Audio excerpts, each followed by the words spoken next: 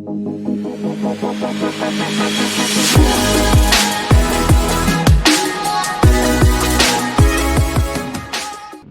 मित्रांनो, मी दिनेश जाधव तुमचं पुन्हा एकदा स्वागत करतो एव्हडी ट्रॅव्हलमध्ये. तर मित्रांनो, तुम्ही मागच्या व्हिडिओमध्ये बघितलं असाल की आपण मुंबई टू कोल्हापूरचा आपला प्रवास आणि माईचं दर्शन, आणि आता या व्हिडिओमध्ये आपण बघणार आहे ज्योतिबा देवाची पालखी निघणार आहे.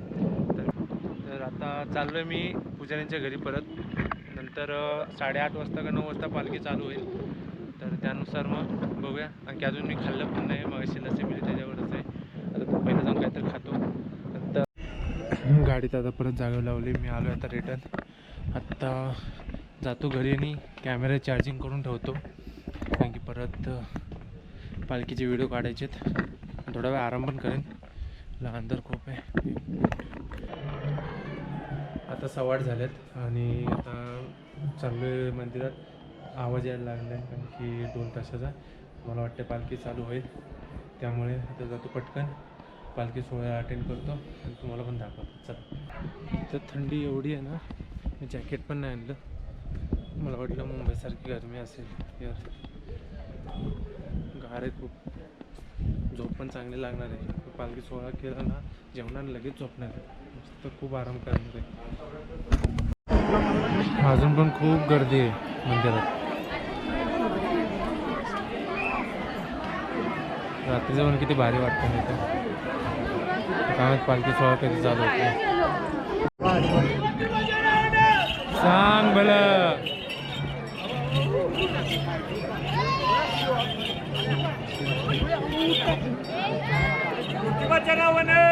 सांग भलं.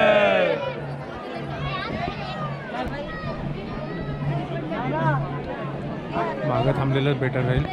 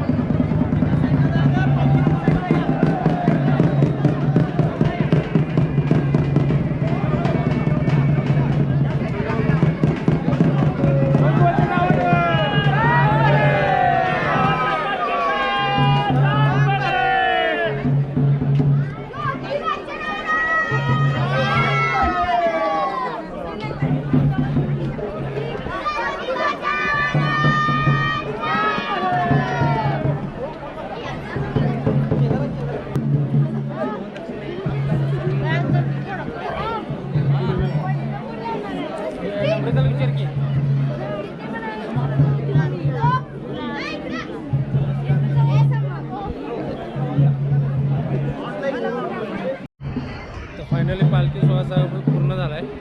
मजा आली, चांगलं दर्शन झालं. बघा ना किती गुलाल गुलाल.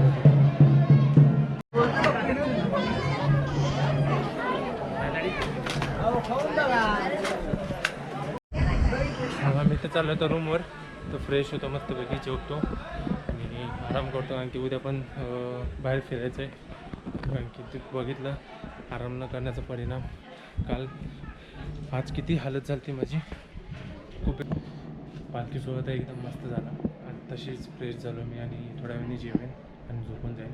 आता उद्या तर महालक्ष्मीला तर जाणार आहे आणि बाकी अजून कुठल्या गोष्टी एक्सप्लोअर करायच्या आहेत अजून ते नक्की नाही. ते उद्या उठूनच मी सगळं प्लॅनिंग करणार आहे. त्यामुळे तर मी काही लोड नाही घेते. सकाळी उठणार, आरामशीर उरकणार आणि मग ठरवणार कुठं कुठं जायचं आहे, काय करायचं आहे. आणि तुम्हाला हा व्हिडिओ कसा वाटला, पालखी सोहळा कसा वाटला, कमेंट करून नक्की सांगा. या व्हिडिओमध्ये इथपर्यंतच. भेटूया पुढच्या व्हिडिओमध्ये. तोपर्यंत बाय बाय.